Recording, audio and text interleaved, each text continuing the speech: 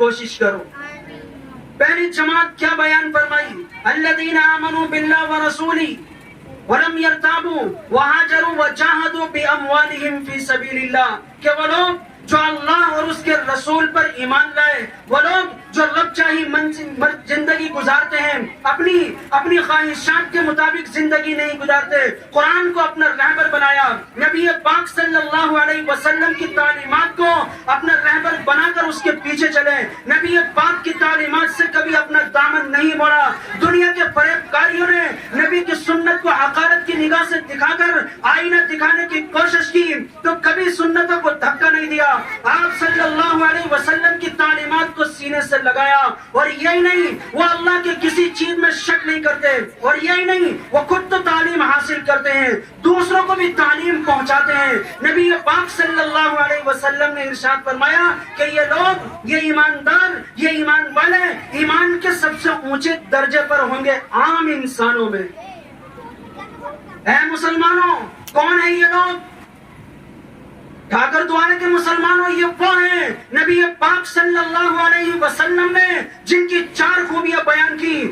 میں تو چاہتا ہوں کہ میں بھی اور آپ ہم سب وہ 4 خوبیاں اپنے اندر اتارنے کی کوشش کریں. میرے نبی نے بیان فرمایا الذین آمنوا، وہ لوگ جو اللہ پر اور رسول اللہ پر ایمان لائے، جنہوں نے یہ کہا کہ میری زندگی کا مالک، میری آب و حیات کا مالک، میری زندگی کا مالک، میری حشر اور نشر کا مالک، میری موت و حیات کا مالک، کل کائنات کا خالق، نظام شمسیہ کا بنانے والا، نظام قمریہ کا بنانے والا وہ رب ہے جس کے ایک اشارے پر سمندر ٹھاٹے مارتا ہے، جس کے اشارے کے بغیر درخت کا پتا بھی نہیں ہل سکتا. یہ ہے ہمارا ایمان. ایک صحابی نے معلوم کیا ایمان کیا ہے، تو آپ صلی اللہ علیہ وسلم نے ارشاد فرمایا ان تعبد اللہ کانک تراہ، اس طرح عبادت کرو کہ تم اللہ پاک کو دیکھ رہے ہو. اگر یہ حیثیت تمہیں حاصل نہ ہو سکے تو اپنے من میں یہ بات سوچو تو اللہ تو مجھے دیکھ ہی رہا ہے.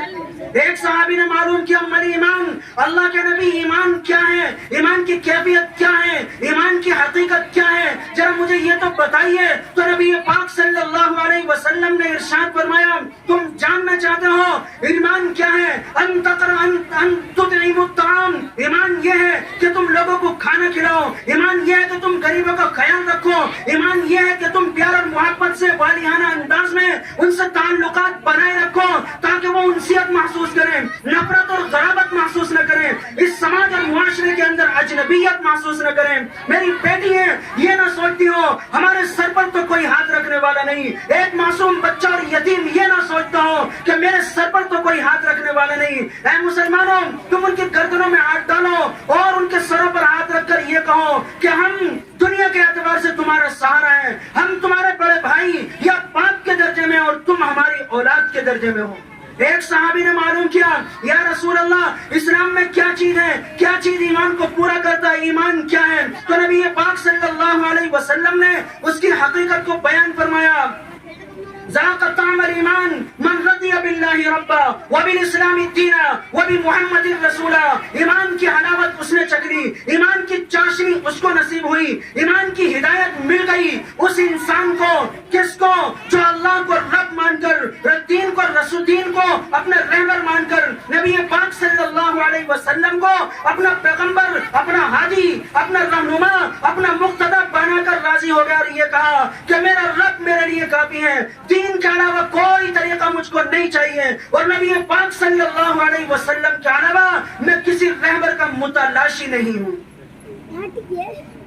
ایک اور صحابی نے معلوم کیا کہ کیا کلمے کا فائدہ ہوگا. آپ صلی اللہ علیہ وسلم نے ارشاد فرمایا من قال لا الہ الا اللہ دخل الجنہ، جس نے دل کی گہرائیوں کے ساتھ یہ کہا کہ اللہ کے سوا کوئی معبود نہیں، وہی مسجود ہے، وہی معبود ہے، وہی شمس و قمر اور فلک کا مالک ہے، وہی کل کائنات کا خالق ہے، ساری طاقتیں اس کے سامنے بیکار ہیں، وہ علام علیم و خبیر اور علیم و قدیر ہے، وہ پوری طاقتوں کا مالک ہے. جس آدمی نے یہ کہا اور محمد رسول اللہ کی گواہی دی وہ انسان جنت کے اندر داخل ہوگا.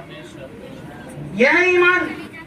میرے بھائیوں، ایمان کو بنانے کی ضرورت ہے تاکہ بے ایمانی اندر سے نکل جائے، نفرت اور غرابت نکل جائے، بدعات اور رسومات ہمارے اندر سے نکل جائیں جو آج ہمارے سماج اور معاشرے کے اندر پھیلی ہوئی ہے. تو کیا خوبی بیان کی کہ سب سے اونچے درجے پر وہ ہوں گے جو اللہ پر اور رسول اللہ پر ایمان لاتے ہیں، یعنی محمد الرسول اللہ صلی اللہ علیہ وسلم کو اپنا ہادی اور رہبر مانتے ہیں کہ میرے رہبر، میرے مقتدی نبی پاک صلی اللہ علیہ وسلم میں، آپ کے طریقے میں پوری کائنات کی زندگی چھپی ہوئی ہے، اور کیا دنیا اور کیا آخرت، قبر، حشر، نشر، پل صراط، دنیا کی زندگی اور قبر کی اور عالم برزخ کی زندگی، تمام کی تمام زندگی نبی پاک صلی اللہ علیہ وسلم کے طریقے میں چھپی ہوئی ہے، جن کی زندگی کے اندر اللہ اور اس کے رسول کا یعنی نبی پاک صلی اللہ علیہ وسلم کا طریقہ ہوگا، صرف وہ انسان کامیاب ہو سکتا ہے۔